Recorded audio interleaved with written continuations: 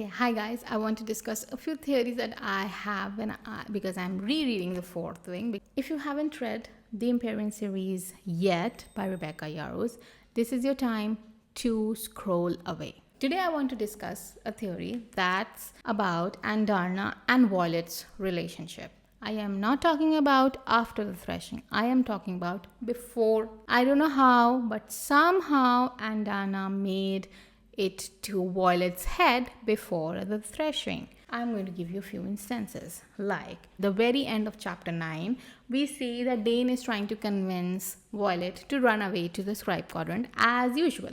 And Violet has this whisper in her head that she has already made it so far. So why run away? The next time we see this in the very next chapter, when Violet sees the magnanimous gauntlet for the first time, she's worried. Again, she feels is, but you have already made it this far. There she is, the little voice that's been riding on my shoulder lately, daring to give me hope. You understand? These are very short lines, just a little bit in italics, and you miss them completely, right? Now, the voice is little and it's a she. You're going to tell me it's Violet's subconscious. I doubt that.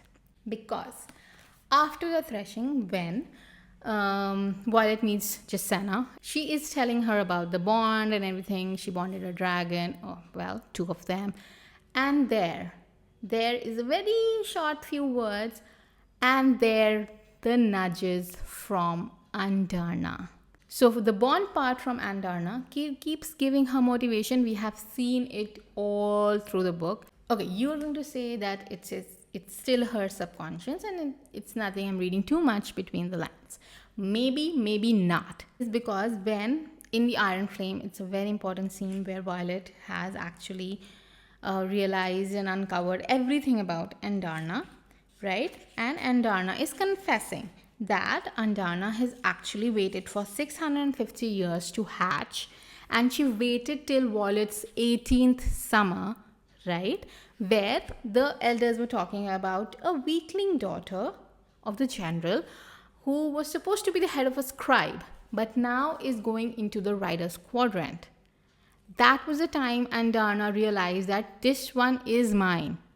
And even Violet counters that she wasn't even a rider then.